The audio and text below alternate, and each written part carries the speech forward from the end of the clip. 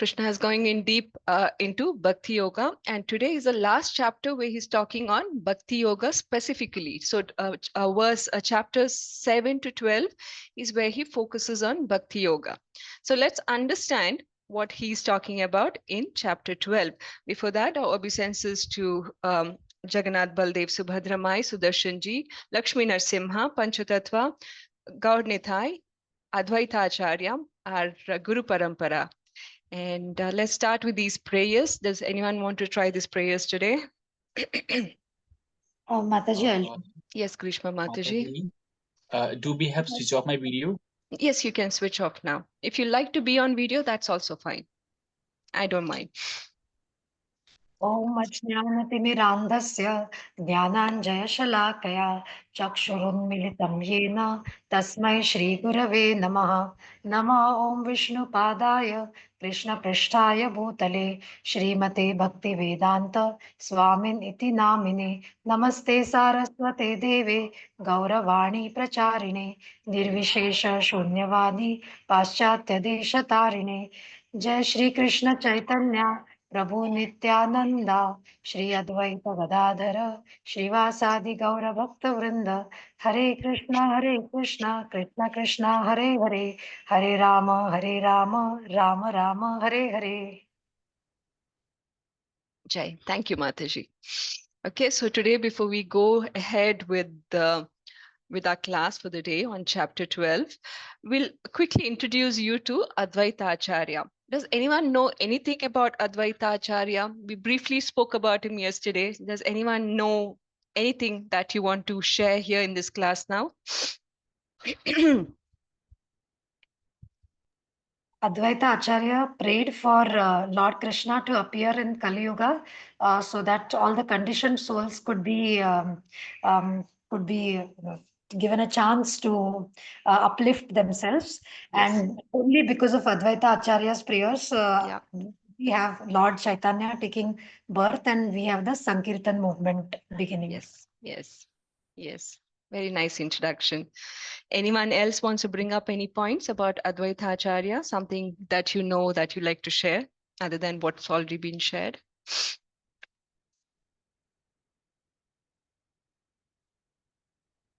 Okay, so I briefly introduce you to Chaitanya Mahaprabhu also. So Chaitanya Mahaprabhu is the one 500 years ago.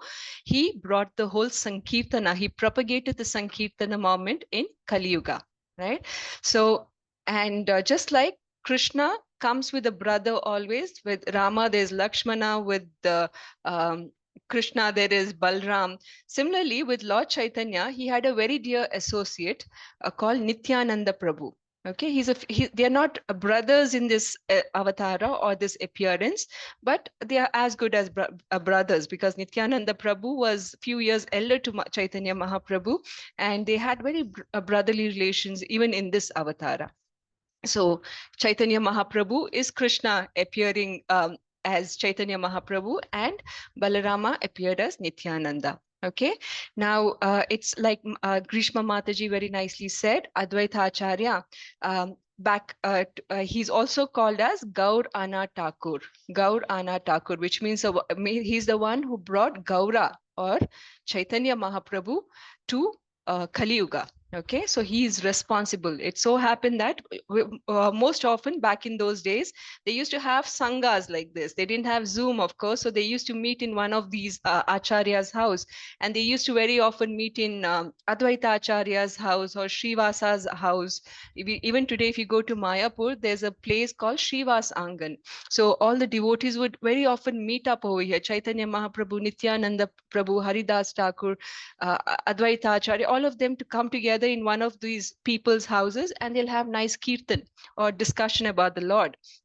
So like this, many times they would meet up in Advaita Acharya's house, and they'll this Advaita Acharya, by the way, was already 50 to 60 years old by now. Okay, and he notices that Kali Yuga is advancing very swiftly. Right? And he's praying to the Lord. Now, who is this Advaita Acharya? In his original form, he's the incarnation of Mahavishnu and Sadashiva together. right? Mahavishnu, we know he's one of the forms of Vishnu. Now, who is Sadashiva? Sadashiva is Lord Shiva, but in his spiritual form, right? We discussed other day that in material form, Shiva appears in his 11 Rudra forms, but in the spiritual Goloka, he's called Sadashiva. And this is the only incarnation where Sadashiva appears himself in the material world. Otherwise, he's always meditating on Krishna. But as Advaitacharya and Mahavishnu together, as Advaitacharya, Mahavishnu, and Sadashiva come together and in this form of Advaitacharya. So this Advaitacharya, he sees that the Kali Yuga is advancing. So what does he do? He's praying on the Ganges of Ganga. Okay, and he has a Narasimha Shaligrama. He's offering tulsi leaves. He's offering Ganga water to the Shaligrama, and he's crying for mercy of the Lord. He's saying this Kali Yuga is advancing so swiftly, and people don't even remember to call your names anymore. So please come back. He cried so much that his voice reached out to the spiritual planets as well. And because of his cry for mercy of the Lord, it said that Chaitanya Mahaprabhu appeared on the material earth as in 500 years ago. And hence he's called Gaurana Thakur. Okay, so and it said that this Advaita Acharya, he used to sit together with all his devotees. He'll preach. He's always preaching the devotional service to Krishna. He's preaching Bhagavad Gita, Srimad Bhagavatam. But because he was 50, 60 years older than Chaitanya, and also Advaita Acharya's guru is Madhavendra Puri. Okay, Madhavendra Puri has a disciple called Ishwara Puri. Now, Chaitanya Mahaprabhu is a disciple of Ishwara Puri. You see the relation? So anyway, Advaita Acharya was senior to him by age, and even in the parampara of spiritual advancement, he is anyway a senior.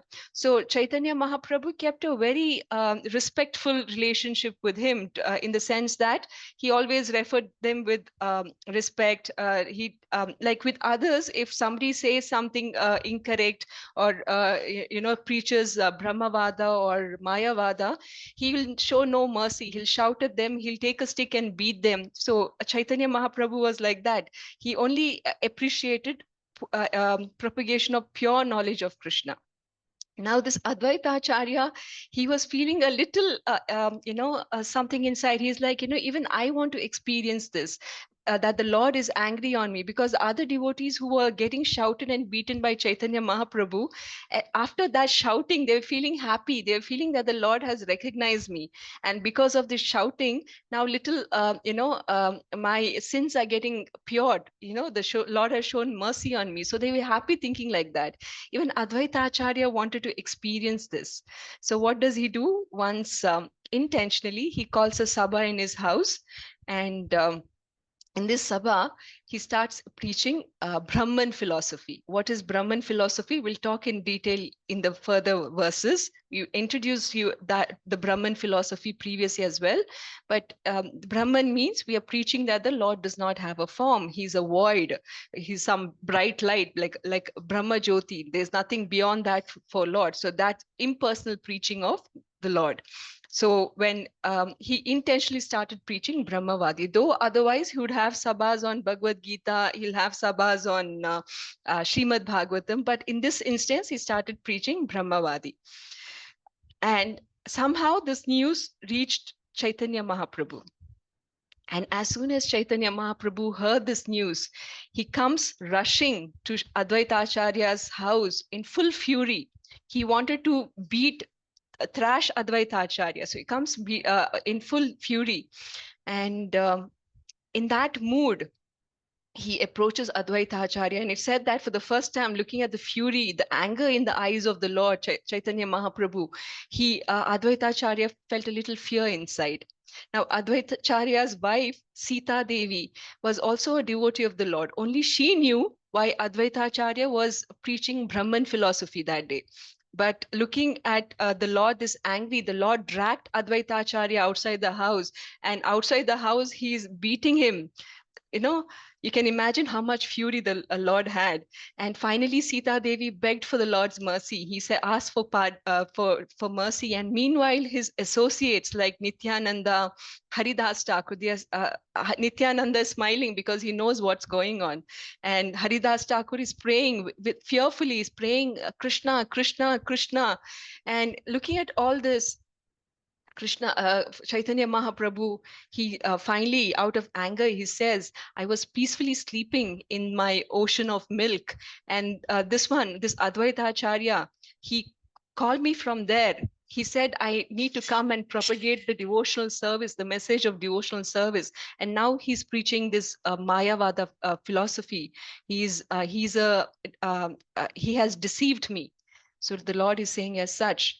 But looking at all this anger from the Lord, some satisfaction within Advaita Acharya is he's feeling some satisfaction that the Lord is chastising him, because all this while the Lord looked at him as a very senior person with a lot of respect, and he did not want that kind of respect. He wanted to be treated like a menial servant by the Lord, right?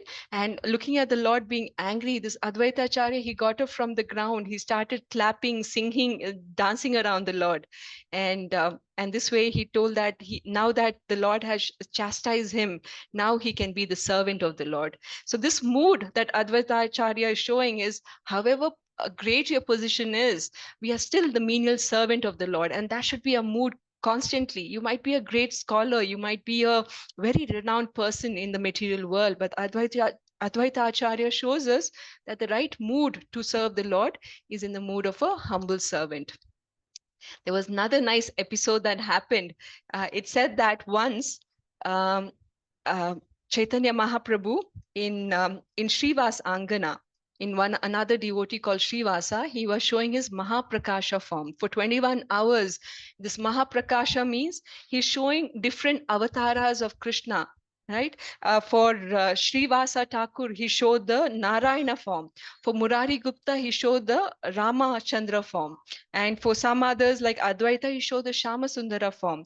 So this way, for different devotees, he's showing different forms, right? And he also showed his Shadbhuja form, which means to say he's a combination of Krishna, Rama, and Chaitanya Mahaprabhu. So Shadbhuja form. So various devotees who wanted to see Jagannath, he showed Jagannath's form.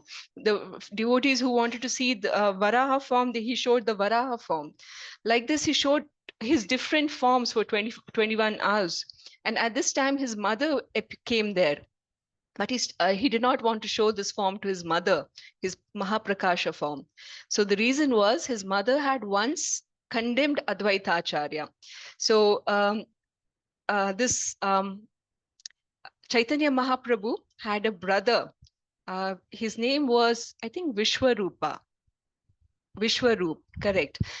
So this Vishwarupa, under the association and guidance of Advaita Acharya, had accepted sannyasa. Okay. Now his mother Sachi Devi, she saw that even Chaitanya Mahaprabhu is falling, though he's married, he has a wife, slowly he's renouncing material attachment, and he's slowly he was ready to take sannyasa. And this upset his mother very much, Sachi Devi. So she came with full upset mood. She came to Advaita Acharya.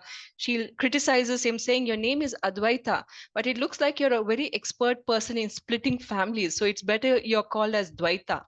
Dvaita is two, right? Advaita is one. So that this way she condemned Advaita Acharya. And because of that offense, the Lord did not want to show his Prakasha form to his mother also. So the Lord is showing that whatever your relation is with the Lord, you cannot offend his devotees. And if offense is made, the only way to repent for it is to fall at their feet and ask for forgiveness. And that's exactly what his mother did, Sachi Devi did. She fell at the lotus feet of Advaita Acharya and begged for forgiveness. Right.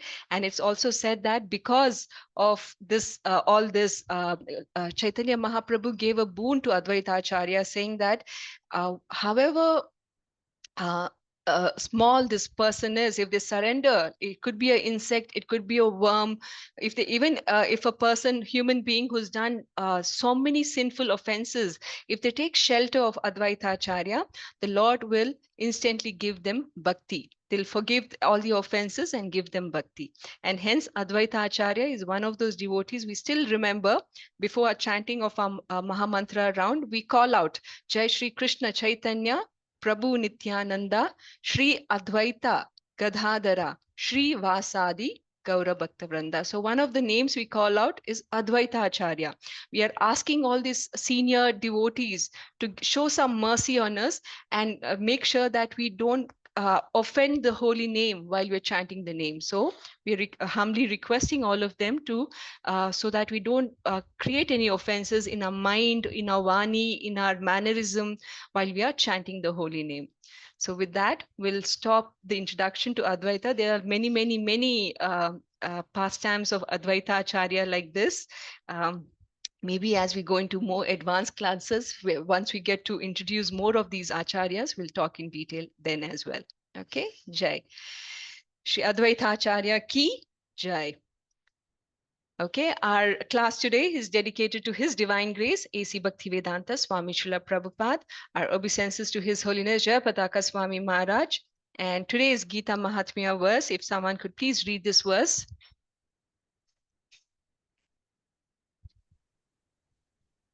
May I, Mataji? Yes, Suvasini Mataji. Sri Bhagavanuvacha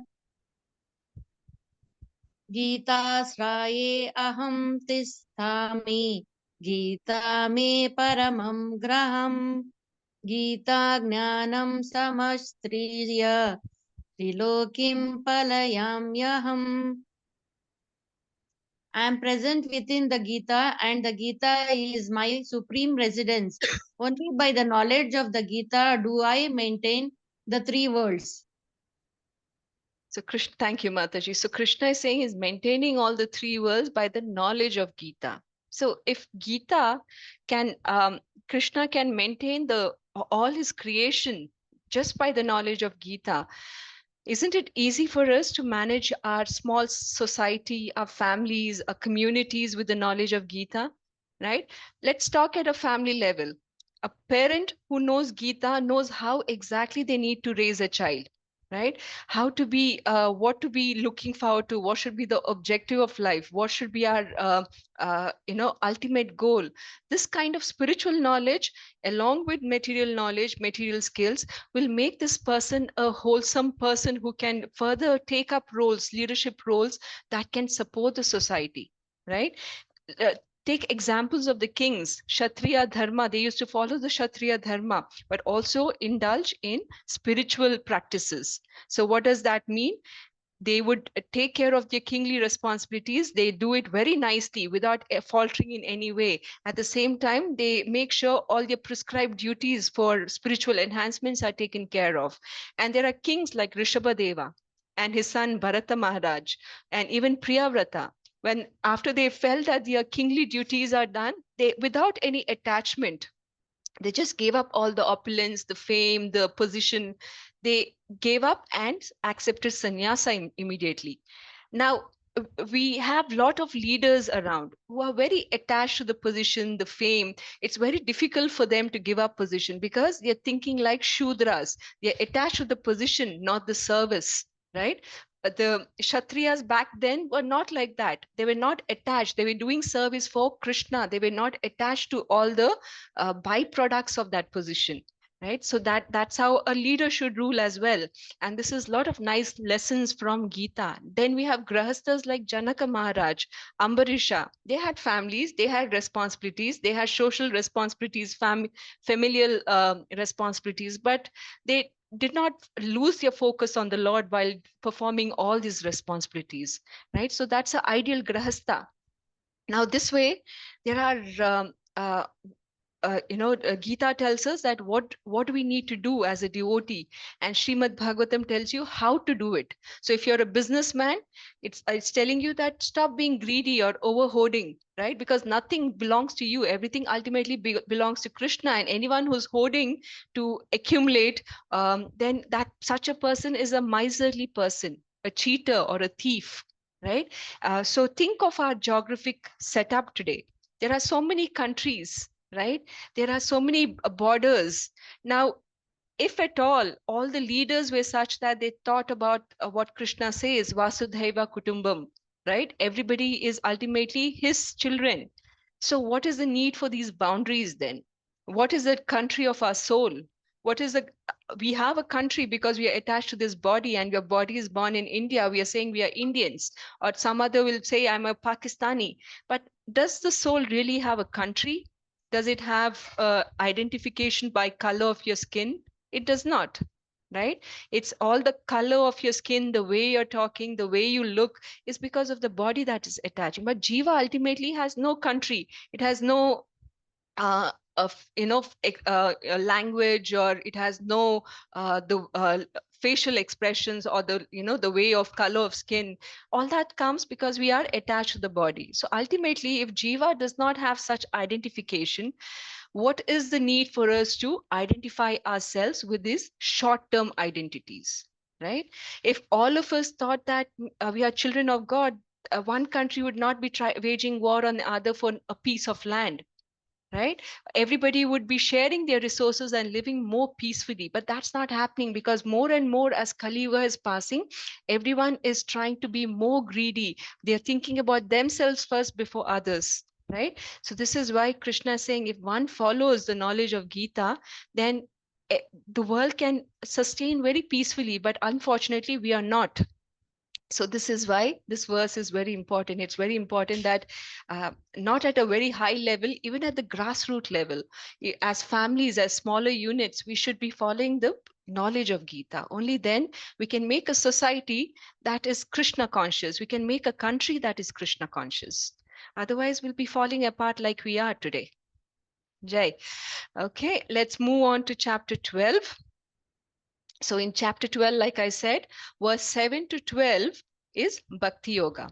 Now, after this, from verse 13 to 18, we go into Jnana Yoga. Okay. So it's said that whenever there's a death in the family or somebody is leaving their body, there are 3 chapters that one should definitely read. Okay. That is chapter 2. Chapter 2 is a summary of the whole Gita. Chapter 8 talks of specifically when you're leaving your body, how to remember Krishna. Okay, so that one should remember Krishna while leaving the body. Only then they can go back to Krishna's abode. That is chapter 8. So one should be reading chapter 8 verses. And the third chapter one should be reading is chapter 12. The chapter 12 is talking about Bhakti Yoga, devotional service. So there's explanation given in this chapter on different levels of bhakti. Right? Krishna is being very merciful in this chapter 12, because if you remember, while ending chapter 11, he told us how to do unalloyed devotional service. What is the behavior expected from an unalloyed devotional service? So he's told in the verse that he who engages in my pure devotional service, free from contamination of fruitive activities, mental speculation, he who works for me, who makes me the supreme goal of his life, and who is friendly to every living being, he certainly comes to me. So remember, when Krishna is saying this, he's talking about the epitome of bhakti, the perfection of bhakti, right? So what happens if you're not fixed in Krishna consciousness? You're not able to follow the pure devotional service. What then? Right? So Krishna in chapter 12 is telling about the what then. If you're not in the fixed state of pure devotional service, then what are the other alternatives for you? So Krishna is being very merciful in this chapter and telling he's not just catering to the highest form of bhakti, he's catering to the other classes who may not be in the highest form of bhakti. Okay, so this chapter 2, 8, and 12 is something you should read to someone who's going to leave their body. If you have the time, read the whole Bhagavad Gita. But if there's no time, at least read them these 3 chapters. Now, our parents do a lot for us day in and day out. They do a lot for our material well-being, spiritual well-being. So at the same time, I think somewhere around the line, parents have been more focused in educating their children material than in spiritual knowledge, right? So somewhere, though the parents in their time, they must have done a lot of devotional service, but because they have not trained their children in the spiritual well-being, parents somehow lose out on the goodness of all these things, like, what has to be done at the death time. So this is a good way for children to remember these three chapters, and in a thankful gesture for all that your parents have done for you so far, make sure that you read these chapters for them, right? If they are able to read it to them. If they are able to not listen, then let them, you read and let them listen. Now remember that you're reading these verses for the soul, not for the body so much. Okay, the soul is what is getting nurtured when you're reading these chapters. So even if the person is unconscious, you can still read, because that will ensure that the soul, when it moves from one body to the other, at least because they have some recollection of this a process of devotional they have done by the process of hearing, and they will have a better life because of that. So this is how you can this is a good way to thank your parents or your elders in your family if they are going to go through last parts of their life. uh, Render this service to them with full devotion to Krishna, and pray to Krishna that he gives them a better life, or delivers them to a better place in their next life. Okay, so chapter 12 will, with that introduction, we'll start this chapter. Who wants to read this verse? Yes, go ahead. Mataji, Yes, go ahead. Arjuna uvacha evam satataयुक्तये bhaktasत्वं पर्युष्पत् Paryupasate. पर्युपासते यत् यच्चापि अक्षरम् अव्यक्तं तेषां के योगवित्तमः Arjuna uvacha evam satata yuktaye bhaktastvam paryupasate ye chapaksharam avyaktam tesham ke yoga vittamaha. Please read the translation. Arjuna inquired, which are considered to be more perfect, those who are always properly engaged in your devotional service, or those who worship the impersonal Brahman, the unmanifested? Hare Krishna. Hare Krishna, thank you. So Arjuna is asking a very serious question over here. Who is a perfect devotee? The one who prays to the Lord and offers personal service to him, devotional service, or the one who prays to the impersonal aspect of the Lord? Now, what is this impersonal aspect? Now, Krishna can be understood at three levels: at the level of Brahman, Paramatma, and Bhagavan. So at Brahman level, he's more of his external features, like the effulgence, the light that comes, the Brahma Jyoti.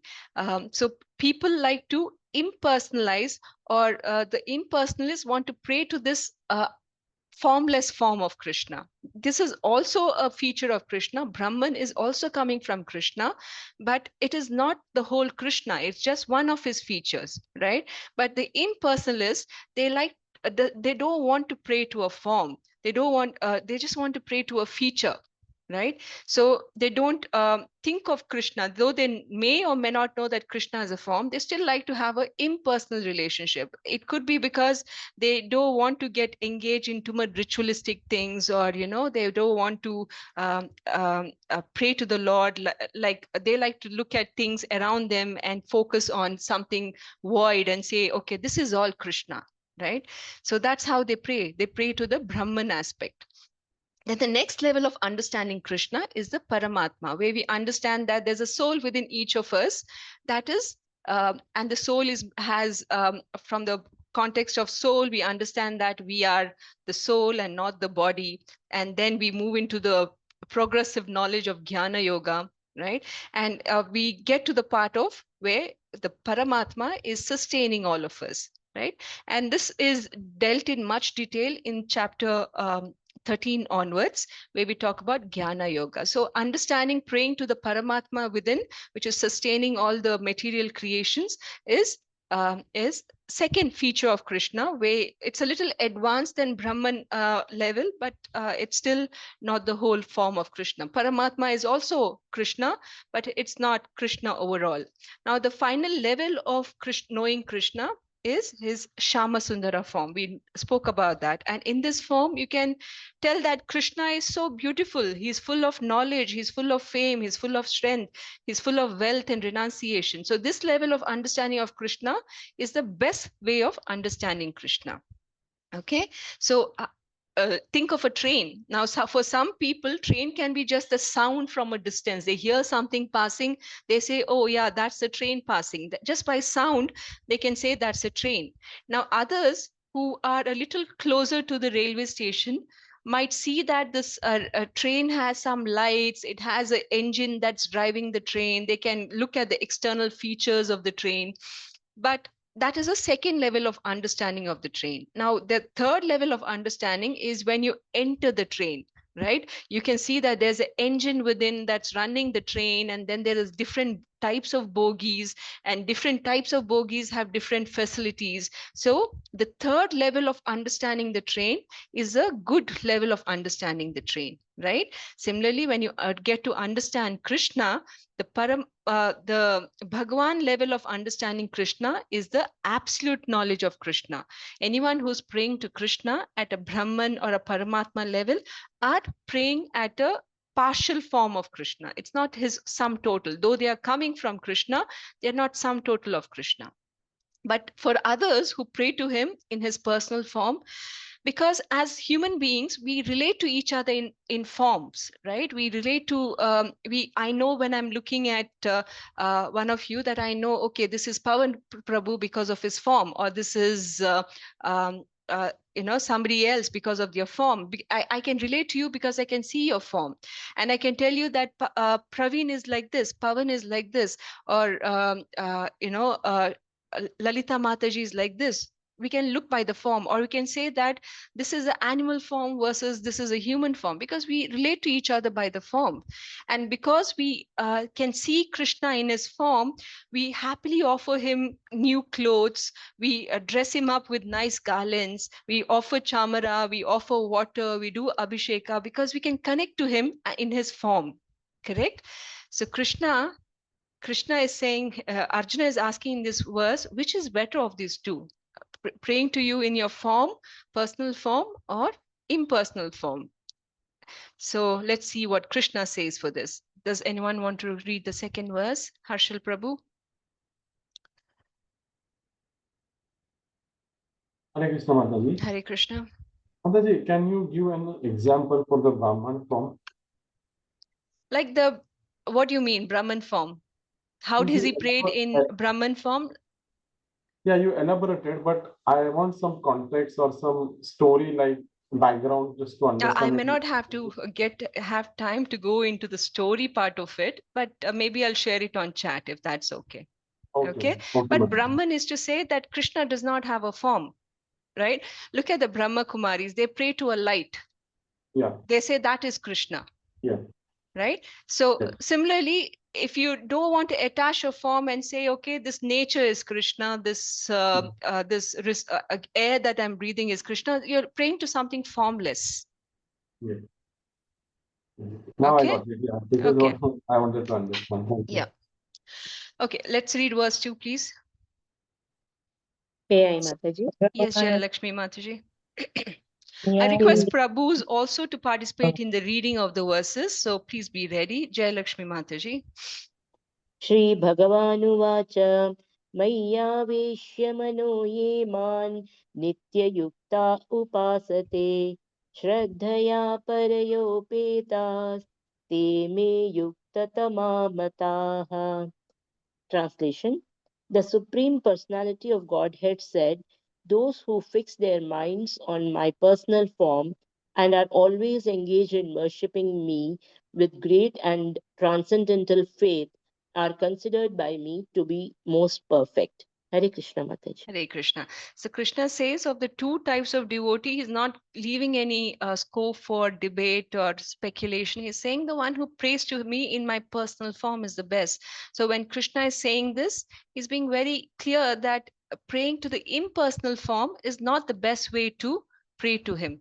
Okay, so there are many people then who still pray to the impersonal form, who still pray to the Mayavadi, follow the Mayavada philosophy. So why are these people still existing? Because the difference is in who they surrender to as your guru, right? If they have selected a guru who comes from an authorized sampradaya, they will be given the right knowledge. But if they are attaching themselves to sampradayas that doesn't come from the authorized school of sampradayas, then they will be exposed to this kind of misinformation about Krishna. So we should be very careful on what kind of spiritual teachers we accept when we try to learn about Krishna. So Krishna is confirming those who pray to him personally are the and who follow him with faith, they are the perfect type of devotees. Okay, let's read the verse 5.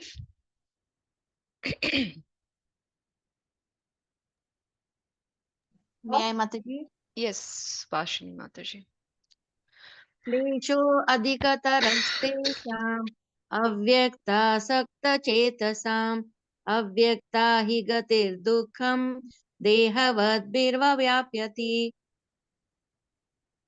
For those for those whose minds are attached to the unmanifested impersonal feature of the supreme, ad- advancement is very troublesome. To make progress in that discipline is always difficult for those who are embodied. So he is further comparing impersonal and personal form of worship. So he is describing impersonal form in this verse. So he's saying for the impersonalists, they pray to the formless aspect of the Lord. For them, it is very difficult to focus their mind. Like I said, it's easy for us to focus when we know what the form of the Lord is. We can think about his nice smile. We can think about his eyes. We can think about his hasta, abhaya hasta, blessing us, or his hands holding weapons, or his feet folded in a particular Narsimha is sitting in a particular form. We can think about all that, but because we see the form and we can connect to the Lord. There's a very nice prayer on Narsimha that says, Shri Narsimha, Jaya Narsimha, Jaya Jaya Narsimha, Pralhadesha, Jaya Padma, Mukha Padma, Bringha. So what is the Lord saying? We're saying this is this. We are saying He's the Lord of Prahlada. He is Jaya Padma Mukha Padma Bringha. What does that mean? Lord Narsimha, though he is so ferocious in his form, still, like we see honeybees buzzing around flowers, just like that, he's buzzing around the face of Mother Lakshmi like a honeybee. Can you imagine the kind of loving relationship they have? Right? Recently, I went to Ahobalam and Ma Lola Narsimha. I have gone many times to Ma Lola Narsimha temple, but for the first time, for some reason, I noticed the way Ma Lola, Mother Lakshmi, is looking at Narsimha with so much love in her eyes, right? And when you look at that form, you can instantly connect to the Lord. You can say, okay, this is how they are with each other. So why should we be any different with our spouses? Because they are very nicely preaching and praising the Lord like this. So this is how we connect to the Lord as well. But for a person who is worshipping impersonal form of the Lord, for them, what do they pray to? What do they focus on? Something void, right? And even if they say get liberation after praying, getting perfection in this form of impersonal prayer to the Lord, let's say they go, and once they are in Brahman, there's nothing there. There's nothing to do. There's nothing to engage with. There's nothing to see. Nothing to, uh, just it's just void. So such people automatically, even though they get liberated, go to Brahman, they come back to material earth because they cannot sustain in that kind of void. So Krishna is saying this process of advancing by focusing on the unmanifest, impersonal, it's very troublesome, and even and to make progress in this kind of worship is also a very difficult process. Okay, let's read verse 8. Harshal Prabhu, can you please try?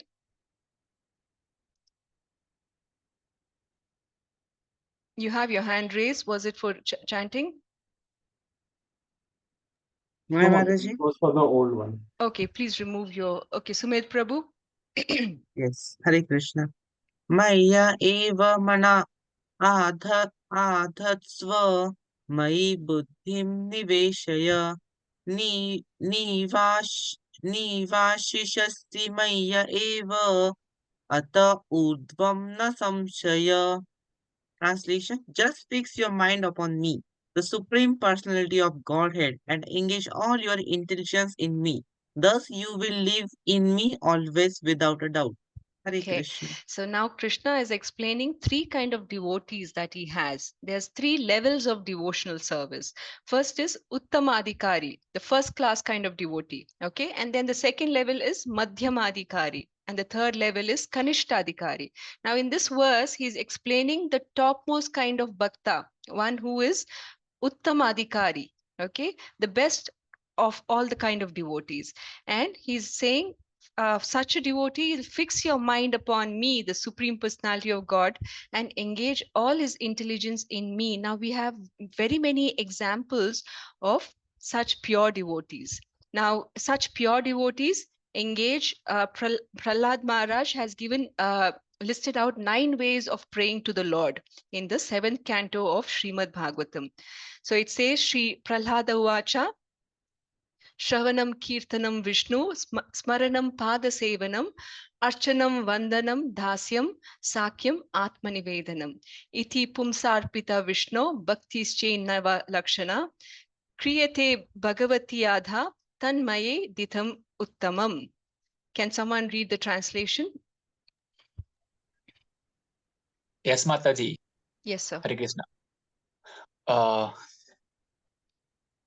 Prahlad Maharaj said, hearing and chanting about the transcendental holy name, form, qualities, Paraphernalia. paraphernalia, and pastimes of Lord Vishnu, remembering them, serving the lotus feet of the Lord, offering the Lord respectful worship with 16 types of paraphernalia, offering prayers to the Lord, becoming his servant, considering the Lord one's best friend, and surrounding everything unto him.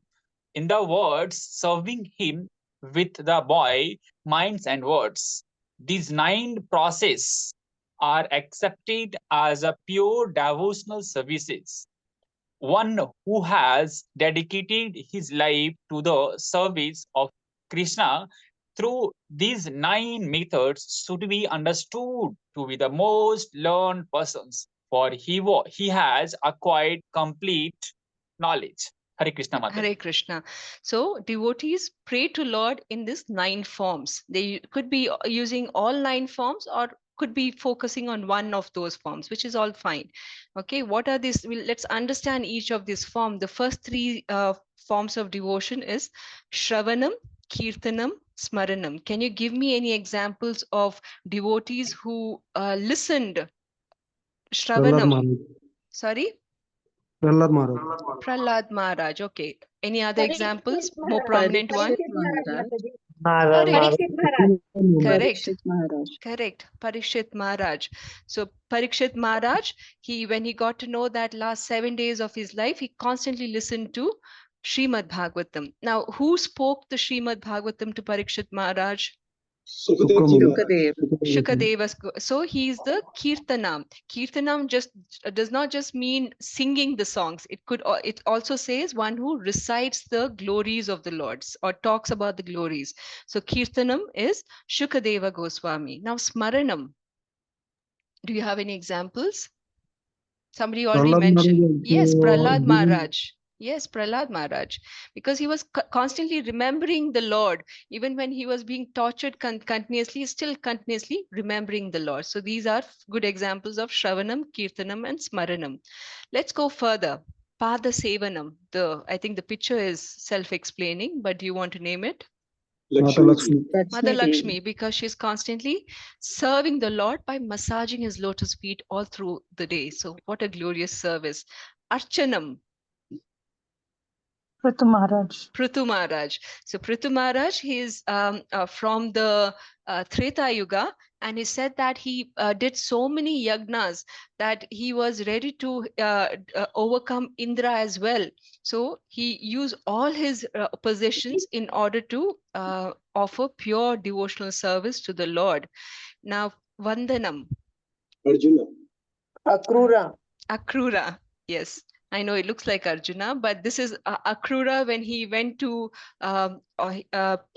he picked up Krishna and Balarama, and when he's taking a dip under in Yamuna, he saw the Ananta Shesha form where he's sleeping on Ananta under the water, and there he offers prayers, Vandanam, to Krishna, and that is that form, Akrura.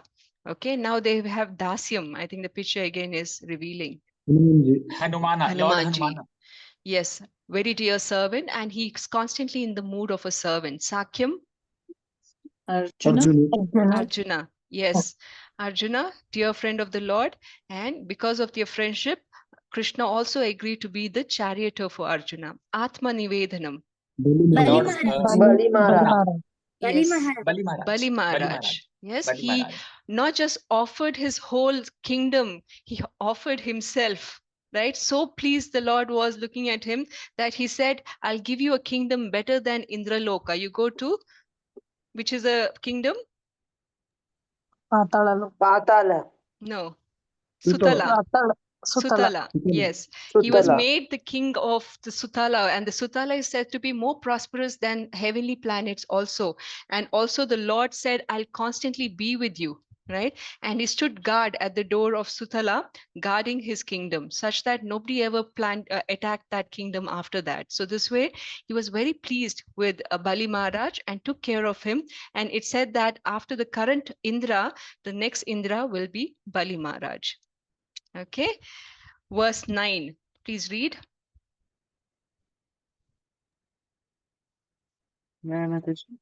Sumit Prabhu, Komala Mataji. Sumit, you read, right? Yeah. Okay, Komala Mataji. Hare Krishna. Hare Krishna. 12.9. अथ चित्तं समाधातुं न शक्नोषि मयि स्थिरम् अभ्यासयोगेन ततो माम् इच्छाप्तुं Dhananjay. Translation by His Divine Grace, Srila Prabhupada Ki Jai. My dear Arjuna, O winner of wealth, if you cannot fix your mind upon me without deviation, then follow the regulative principles of Bhakti Yoga. In this way, develop a desire to attain me. Yes. Thank you, Mataji. Hare Krishna. So Uttama Adhikari, or the first class devotee, he said they'll continuously fix their mind on me. Now he's defining the Madhyama Adhikari, or a second class devotee. He says if you're not able to fix your mind continuously on me, then follow the regulative principles of Bhakti Yoga. So someone asked me other day, why does a self-realized person doesn't have to perform prescribed duties? Because the self-realized person is already in the stage of Uttamadhikari, and they can fix their mind on Krishna without having to engage their hands and legs and senses in regulative duties. But for a person who cannot fix their mind, for them, these regulative principles, prescribed duties are required, because that way they can control their mind. When your mind, hands, legs are constantly engaged in following these regulative principles, in doing things like Krishna told, then you'll have a reason to remember Krishna. When you cannot automatically remember Krishna by default mode, then you engage your senses to serve Krishna, and that way you remember Krishna. Some examples are when Krishna's saying, getting up early in the morning, attending Manglarati, eating prasadam, serving prasadam to the devotees, right? Even service is a way to remember Krishna, or selling books on the temple counters, or listening to your gurus, following the teachings of Guru. In ISKCON, we have 4 regulative principles, which is no meat eating, no intoxication, no illicit relations, and no gambling. So all these rules are put in so that we are constantly in the mode of sattva guna. right? One who is eating non-vegetarian food, is addicted to alcohol, drugs, or some kind of gambling. They're constantly in the mood of, their mind is constantly going to be agitated. They're not going to be in the mood of sattva guna. Only in the mood of sattva guna, accepting Krishna consciousness becomes easier, right? Otherwise, all these other factors which are, if violated, can bring you down from sattva guna to the lower modes, and there following Krishna consciousness is going to be very erratic and not easy. Okay, so this way the gurus have set up some regulations, and this verse is telling, do that. If you are not able to fix your mind, then engage your mind in following the regulative rules set up by your by the spiritual master, and that way develop a desire. Eventually you'll develop a desire to attain Krishna. Okay, from level 2 class of devotees, then a devotee can elevate to class 1 devotee eventually. Okay, let's read the next verse, verse 10. Mataji, I have some queries. Can we hold the questions for the end, Prabhuji? Yes, sure. Let's finish all the slides and then I'll take all the questions. Sure. Okay. And Mataji, Hare Krishna. Kalyani Mataji. Bhagavad Gita 12.10. अभ्यासेऽप्यसमर्थोऽसि मत्कर्म परमो भव मदर्थमपि कर्माणि कुर्वन् सिद्धिमवाप्स्यसि. Translation by His Divine Grace, Srila Prabhupada ki Jai. If you cannot practice the regulations of Bhakti Yoga, then just try to work for me, because by working for me, you will come to the perfect stage. Hare Yes, Krishna. Hare Krishna. Now, Krishna is defining the third class of devotees. He's saying if you cannot be a Madhyamadikari, where you engage your self in regulated duties, then be a Kanishtadikari, where you focus your mind on Krishna by following karma yoga, work for me, right? So Krishna is saying engage your hands, legs, mouths, ears to work for Krishna, and that way you eventually you'll attain the perfect stage. So from level 3 you'll move to level 2, level 1, so eventually you will attain the perfect stage. So the idea is to remember Krishna always. Okay, whatever you do, remember Krishna. Remembering Krishna comes naturally to a pure devotee or a sadhaka, but if you're not at the level of pure devotion for Krishna, then one should support or do work that is beneficial for Krishna. There'll be a lot of devotees in the temple who's supporting various activities. So you can help them in whatever form you can. If you have time, you can go to the temple and support them in the projects that you're working for Krishna.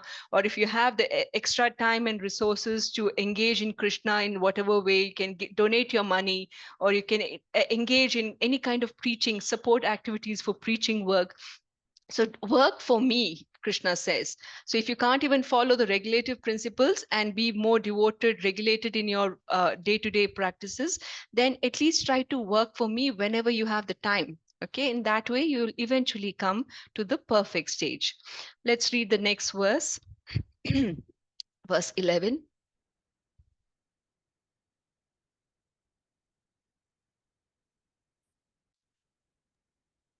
Okay, Sumit Prabhu, go. And May I next go? will be Lata Mataji. अपि कर्तुं मध्योग्रमाश्रितः सर्वकर्मफलत्यागं ततः कुरु यथात्मवान्. Translation: If, however, you are unable to work in this consciousness of me, then try to act giving up all results of your work and try to be self-situated. Yes. Right. So he's saying if you're not able to be Uttamadikari, Madhyamadikari, or Kanishtadikari, then what is the alternative, right? He's saying then try to give up attachment to the work that you're doing. Do some social service, donate to some organization, do some goodwill, right? He's telling to practice renunciation. right? Don't be attached to what is yours and what is your fame, what is your work, your success. Don't be attached to all this. Practice renunciation, right? Many people say, why should I pray to Krishna? Why should we make so much donations to Krishna? Why should I pour milk on the Lord? There are so many hungry people around. I'd rather give that money to some nice cause. That's what Krishna is saying. If you're not able to follow the higher modes of bhakti, then engage your senses in the lower modes of serving the society at least. Do at least that, because when you do that, you're practicing renunciation. Once you have the renunciation at a good level, then maybe you'll think of being a Kanishta Adhikari, where you start supporting causes that are favorable to Krishna consciousness. Because ultimately, you may spend a lot of money in social welfare, but that is not going to bring overall social reform. What will bring a social reform is to understand that Krishna is a supreme Lord. He can control all our destinations. He can change things favorable and make things favorable if we are in working in in unison in Krishna consciousness. So if you're not able to do all that, he's saying, do some dana dharma. Okay, if you're not able, if you're from there, you can go to Kanishta Adhikari level, go to Madhyama Adhikari level, and progress to finally to the highest level, which is Uttama Adhikari level. So these are the Krishna options that Krishna is giving to people who do not want to follow the highest form of bhakti. Okay, let's read verse 12. Sumit Prabhuji, please read. Yes, Mataji. Shreyo hi jnanam abhyasaj jnanadhyanam vishishyate dhyanat karma phalatyagas tyagacha chantir anantaram. If you cannot take to this practice, then engage yourself in the cultivation of knowledge. Better than knowledge, however, is meditation, and better than meditation is renunciation of the fruits of action. For Yes. by such renunciation, one can attain peace of mind. Fine. Hare So Krishna. Krishna is saying, if you're not able to follow Bhakti Yoga, then try Jnana Yoga, where you're trying to engage in collecting knowledge of the Lord. You're focusing your energy on knowing the Lord. If that is not possible, do Dhyana Yoga. Now, in chapter 6, we went in a lot of depth into Dhyana Yoga, the process of meditating, the position of sitting. If even Dhyana Yoga is not possible, then he says do Karma Yoga, where you're giving up fruits of your action. But ultimately, Krishna is giving us so many alternatives for the general society. But this is also a caution that these are not alternatives to Krishna consciousness. This is not a path that should be practiced independent of Krishna consciousness, or any of these paths that is connected, that Krishna is listing here, should ultimately take us to Krishna consciousness. So he's asking ultimately to, although karma yoga, if you want to, is the lowest form of yoga in the yoga ladder, he's saying if you practice it such that you focus on Krishna, your actions on Krishna, then still you come to Krishna yoga. If you, the other alternatives like dhyana, jnana, they might seem a little difficult, but at least to engage in karma yoga, it's much practical and easier than to try jnana and dhyana, because that is a different level of focus that people of this age in Kali may not be able to follow. But still, Krishna is saying, if you cannot do any of that, then you should try other things, because there might be people of different tendencies. Some people may like to read, acquire knowledge. So if you're of that nature, do this, do Jnana Yoga. If you're the kind of person who likes to do Ashtanga practices, sit and meditate, then do meditation. So he's giving different options for people of different personal tendencies. Okay, so this is what Krishna says. So he's saying one should always engage in the first two aspects, which is performing prescribed duties and giving up results. And if that is not possible, try to do Jnana Yoga. If that is not possible, move on to meditation, Dhyana Yoga. And from there, ultimately, you'll achieve Paramatma and Bhagwan. Okay, let's read verse 15. May I, Mataji? Yes, Sunita Mataji. यस्मान्नोद्विजते लोको लोकान्नोद्विजते च यः अर्षमर्षभयोद्वेगैर्मुक्तो या सा च मे प्रिया.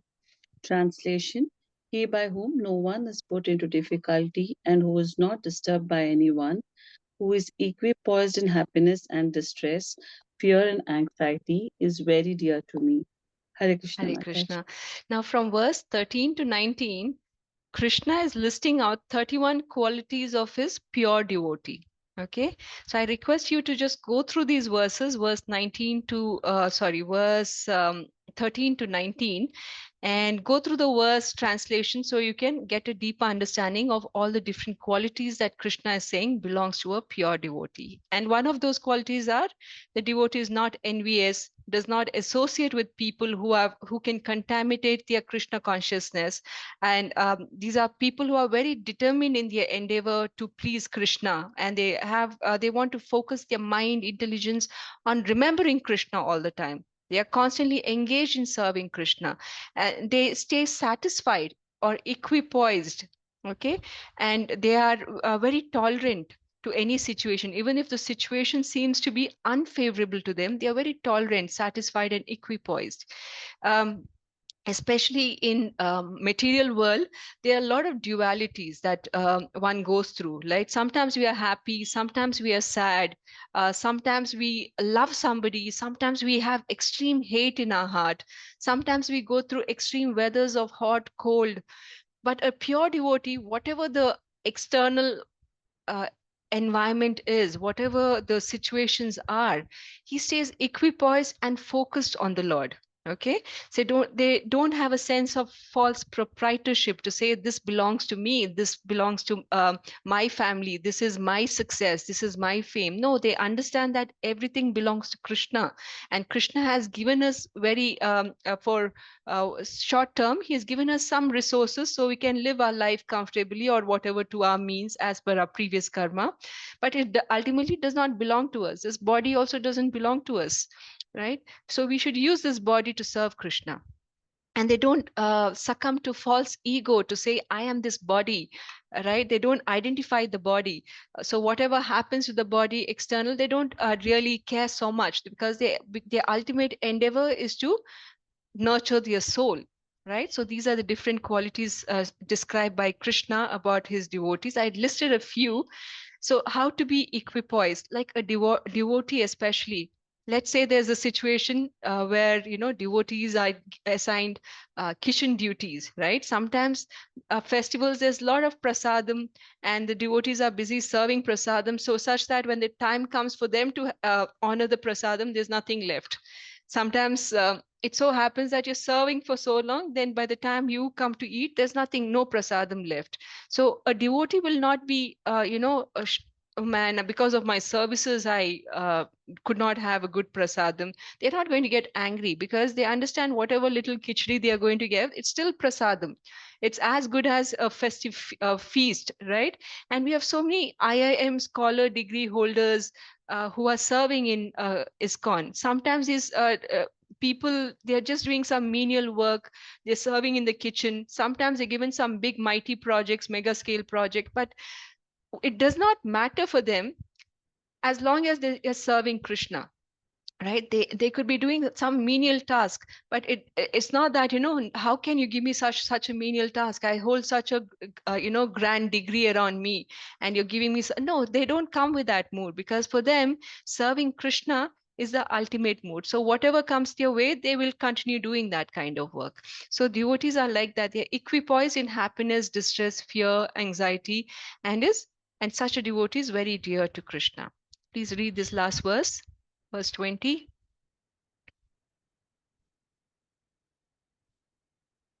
Okay, I'll read. Ye tu dharmartamidham yathoktam paryupasate shraddha dhana mat parama bhaktaste stiva me priyaha. Those who follow this imperishable path of devotional service, who completely engage themselves with faith, making me the supreme goal, are very, very dear to me. So this is a verse that concludes Bhakti Yoga. So in this entire chapter, Krishna is putting a lot of emphasis on bhakti as the ultimate goal. He's saying, do this, do that, try this, try that, but he's ultimately saying, you will come to bhakti eventually. Okay, but so he's also given us a direct path. Okay, so suppose you want to go from Bangalore to Delhi, you can take a direct flight versus you can take a connecting flights to say Mumbai, then to Vishakhapatnam, and then from Vishakhapatnam take a flight to Delhi as well. So he's given us a direct path to go from Bangalore to Delhi, which is pure devotional service, versus if you want to take the roundabout path like Dhyana Yoga, that is also there. Okay, so as long as ultimately you come to Krishna, he is saying that is all okay, right? So those who follow this imperishable path of devotional service, who constantly engage themselves in faith and make me their supreme goal, is very, very dear to me.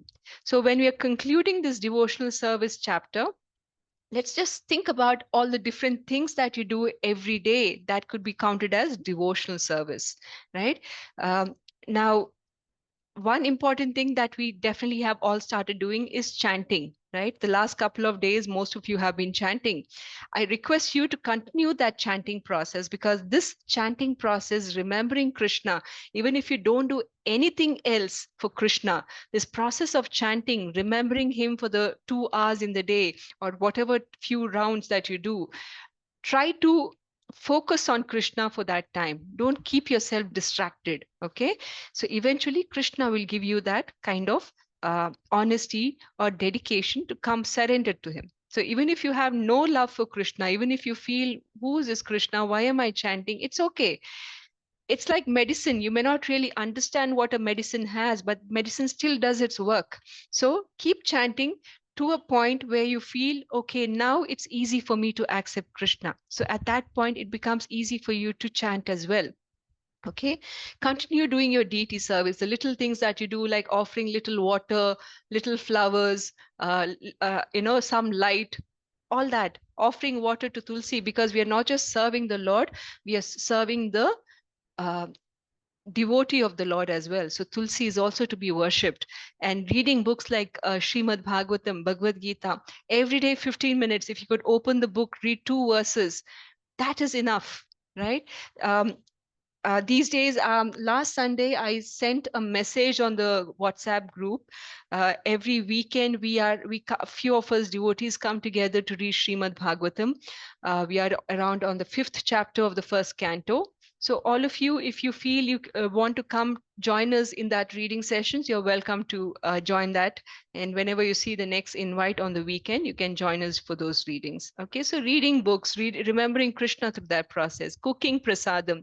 And cooking prasadam is not cooking what you want to eat. You should cook what Krishna wants to eat. It's not that, okay, I like this food, I'll offer it to Krishna and then I'll have it because I love it. No, that's not our mood. We want to cook something nice for Krishna.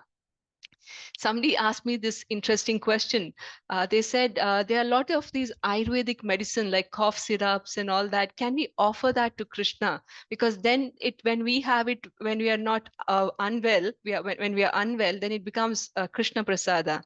No, that's not a mood.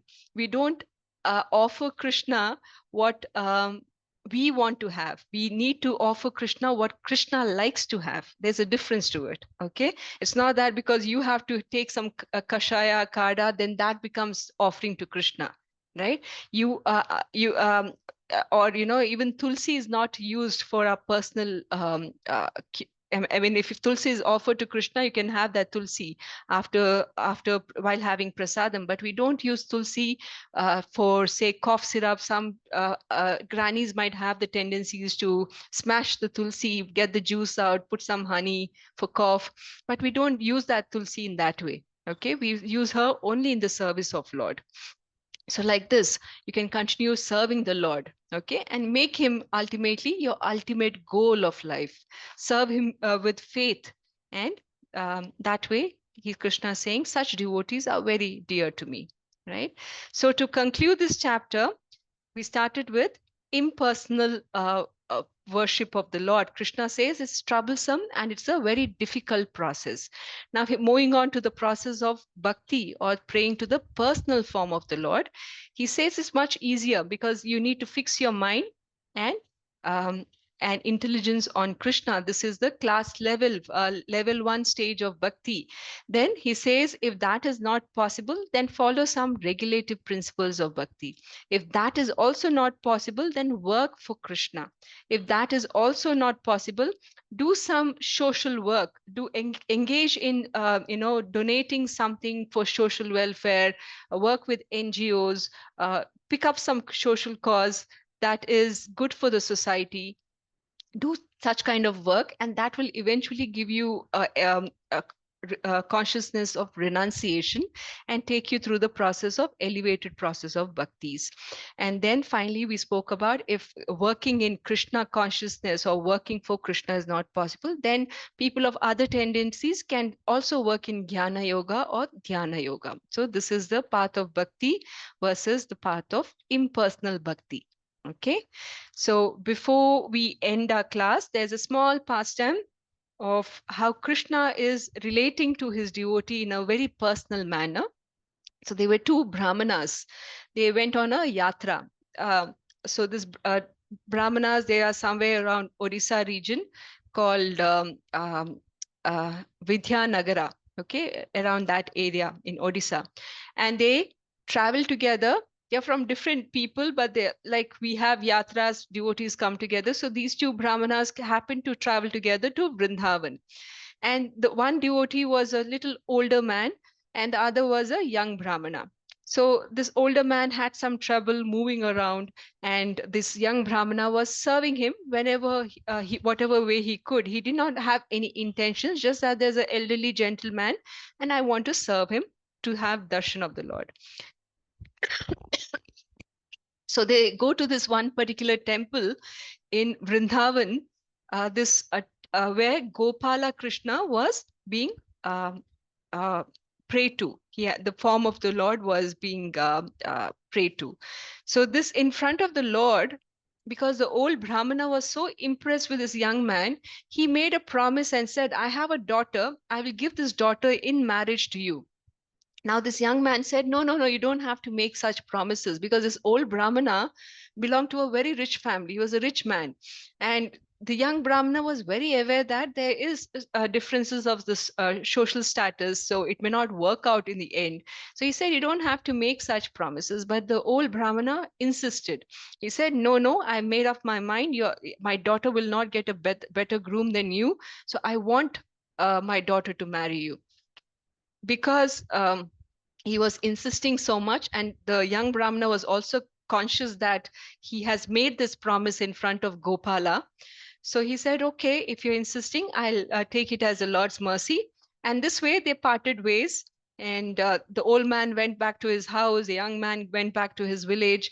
The old Brahmana now informs his family, daughter, wife, sons, that I have found this nice groom. He's not very rich, but he's very well-mannered Brahmana, and I want to give my daughter in marriage to him.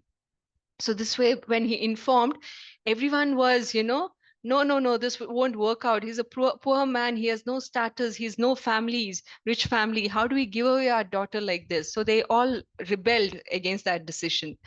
It's said that after a few days, this young Brahmana actually visited the old Brahmana, because he's conscious that the promise was made in front of Gopala.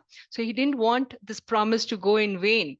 Right? So he didn't want the Brahmana to go through the reactions of breaking a promise in front of Gopala. So he came to the Brahmana, because long time, no message. So he said, can you please arrange my marriage? But the sons of the older Brahmana, they said, no, you tried cheating my father. You tried to, make good with him and try to get some promise from him. This will not do. So they pushed him out of the house. Now, the young Brahmana called the panchayat. He narrated this situation to him and said, this elderly Brahmana, he has made a promise in front of Gopala that he'll give his daughter. So you please give me justice. So this elder son of the old Brahmana, he says, if Gopala is the only one who can, be a witness to your promise, let Gopala himself come to here and be a witness that, such a promise was made. If that's the case, we'll give our daughter in marriage to you. So the brothers say so.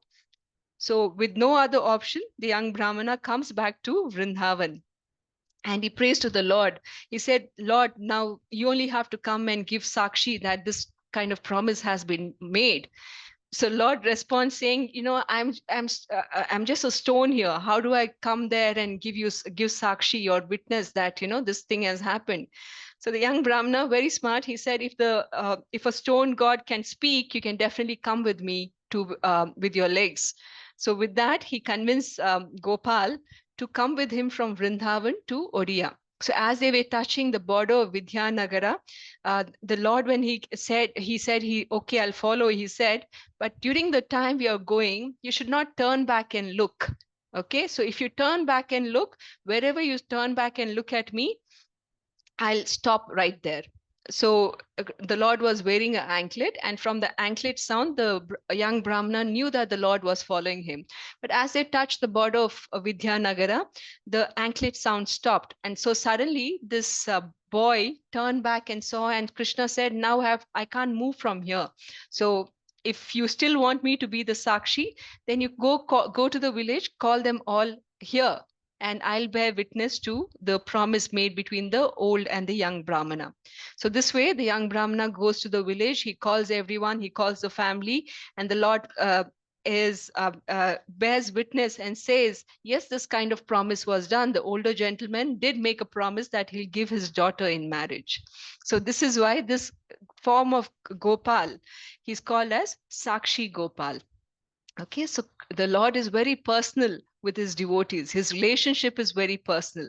And this way, he keeps a personal relation. He is not just personal, he has a personal relation with his devotee as well. And he likes to keep that way. Just like Mother Yashoda and Lalla. So even there, though Krishna is the Supreme Lord, he uses Yogamaya to cover her so he can continue sharing that loving relationship with his mother.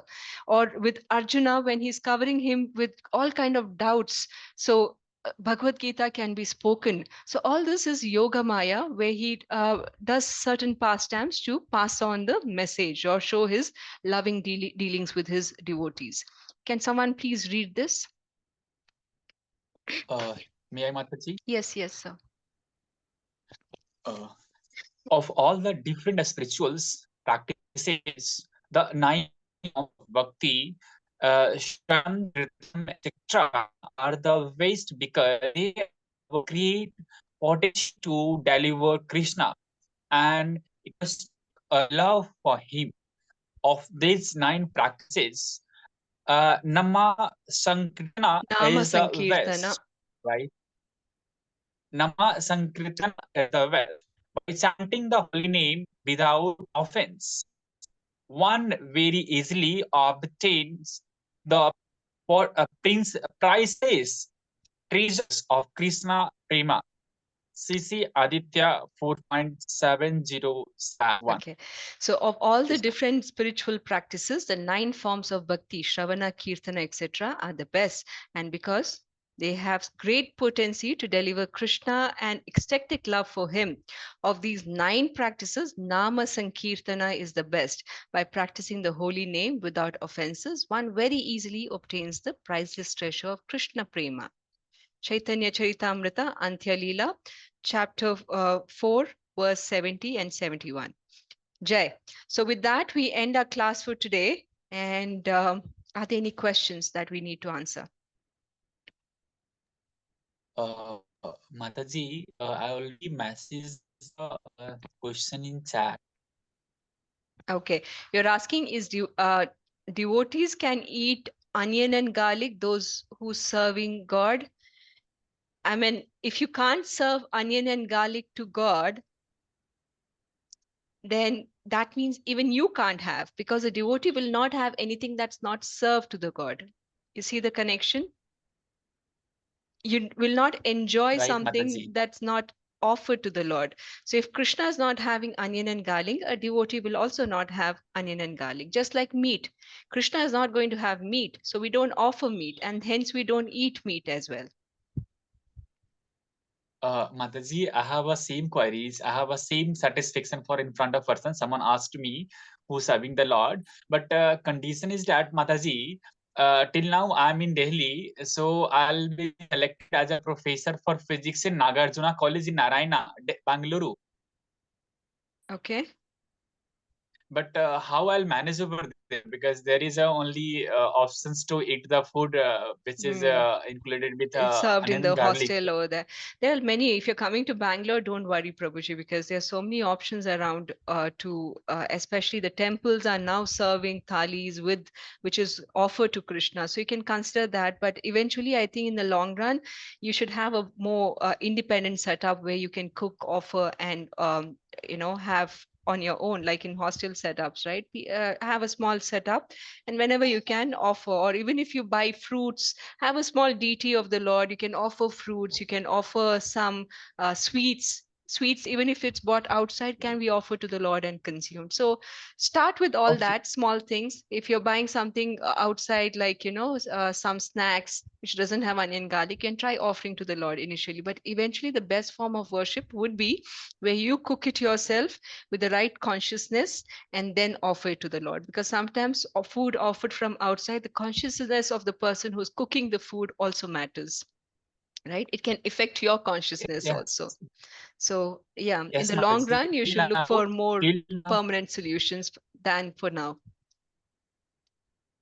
till now, I'm managing everything. Okay. Last, I can say, when I was residing outside my home since 2007 to till now. But currently, I got selected in Bangalore, so that is I was pretty worried about that. How I'll manage, because I can also think the In thing. Bangalore, there's I one can thing buy you the. don't have to worry about is prasadam. So Okay. once you're in Bangalore, maybe try connecting. I'll give you some options and we'll see what works out for you. Okay, no, Mataji, actually, I got connected from ISKCON Siddhipuram, Bangalore. Okay. My some friend is there, Ansul sir. He's mathematics of physics for JE. So I got connected just because of him. Okay. So if I'll come to Bangalore, so definitely I'll visit the ISKCON Siddhipuram. Yes. And I'll pray for that. Welcome to For my Bangalore, success. Prabhuji. I hope your Krishna conscious journey in Bangalore thrives and you're able to connect to our temple soon. Hare Krishna. Definitely, Mataji. Hare Krishna, Mataji. Hare Sign Krishna, number. Mataji. Hare Krishna, Jaya Lakshmi Mataji. I don't know whether this is an appropriate question No, or go not, ahead. Yeah. but see, this chapter 12 is regarding devotional service, how Yes.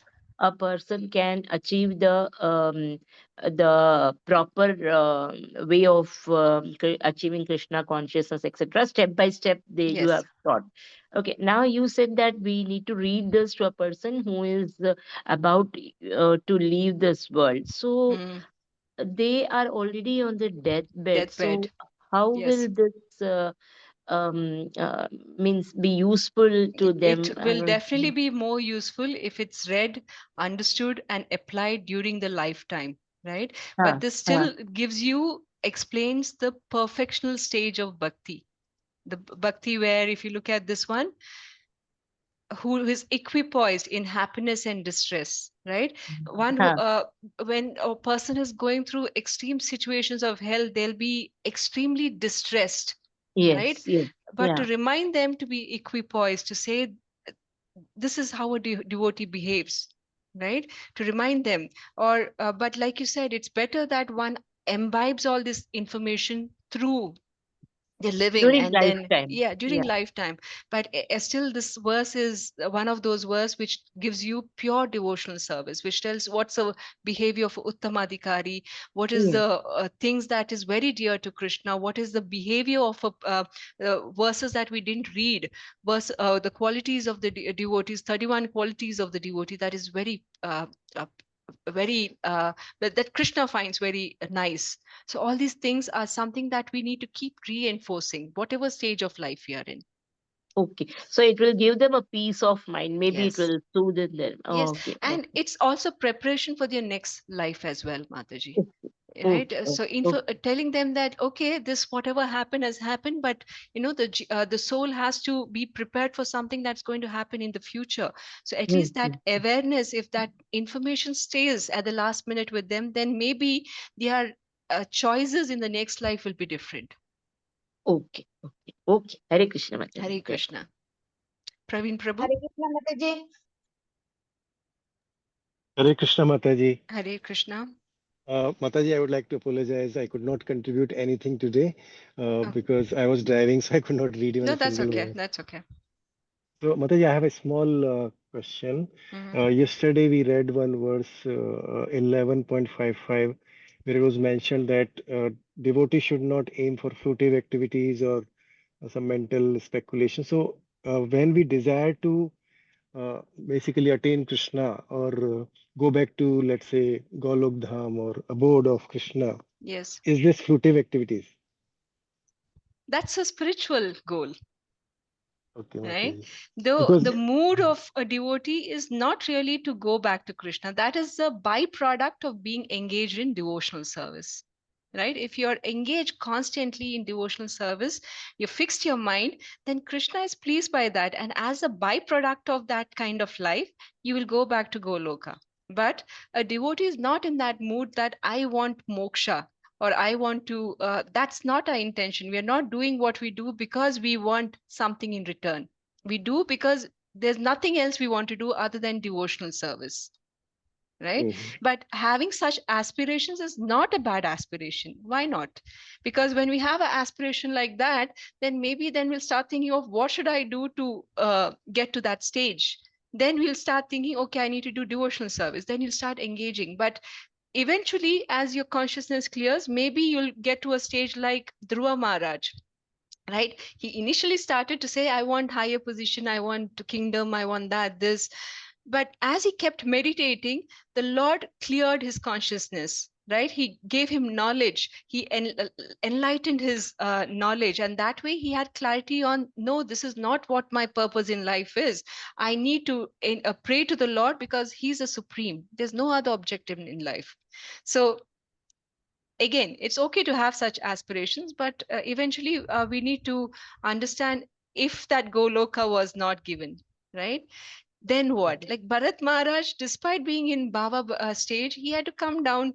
He had to be in this form as a deer, right? And Pandavas, despite being pure devotees, they had to go through so much traumas.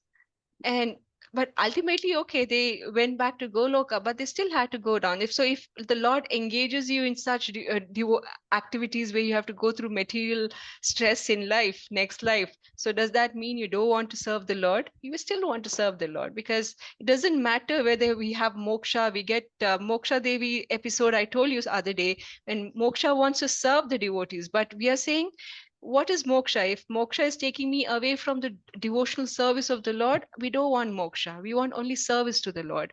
Even after liberation, we just want to serve the Lord, right? In whatever form we are. We could be a cow, we could be a tree in Goloka, but we still want to serve the Lord. yeah, sure, Mataji. Thank you so much. Hare I Krishna. mean, main was basically when we chant and when we engage ourselves in the Lord's Yes. devotional service, Yes. somewhere down the line we have Beg this for desire. devotional service. Right? Yeah, I mean, Other than that, you don't have to beg for, because Krishna will take care of everything else. You just need to make sure your path to Goloka is as he has listed. It's a process of devotional service.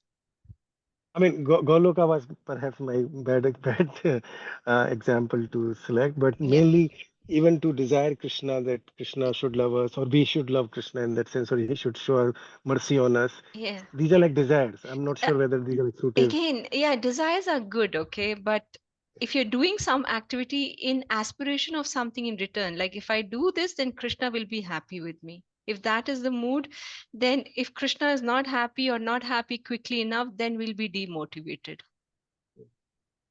All Right? right, Mataji. Thank you so much, Mataji. Yeah. Jai. Hare Suhasini Krishna, Mataji. Mataji. Hare Krishna Mataji. Mataji, can we read the slokas after the body is left? Yes, because the jiva is still hanging over. It's hovering over in that area for the next 12, 11 days. So that can still be read after the passing away. Okay, Mataji. Thank you, Mataji. And another question, Mataji. Yes, yes. What is the difference between Yogamaya and Mahamaya, Mataji? Oh, I gave the response on chat. Did you read that? No, Mataji. Please go through it. It's a very well written explanations are given by Srila Prabhupada. Okay, Mataji. That should Okay, explain Mataji. everything. But you have follow-up questions, just ping me offline and Okay, explain it in tomorrow's class. Thank you, Mataji. Jai. Hare Krishna, Harshal Mataji. Prabhu. Yeah, Mataji, I wanted to understand like why everybody has a different intelligence level or a Can you different. please repeat? Your voice is breaking. Yeah, my question is like why everybody has a different level of intelligence. Why different level of intelligence? Okay. Yeah. What kind of intelligence are we talking about? Like choosing the things wisely, or like no, if everybody is thinking wisely, then the world will be a much better place to live. Yeah. Or like Yeah. some places there is war happening, there is this happening, that happening. Yeah, In yeah. that regards. Yeah. Intelligence is ultimately coming from Krishna, right? Do we agree with that? Yes. Because Krishna is the most intelligent. All kind of knowledge, intelligence is coming from Krishna. And depending on the surrender to Krishna, he will give you the absolute intelligence or knowledge. Or if you want to say that I don't care about what Krishna has to give, my intelligence is better. I know better. I know my limitations. I know how to succeed on my own. I don't need anyone's support. Then Krishna says, okay, in that case, let Maya Devi take control, right? And our intelligence are guided by three modes. We have Sattva Guna.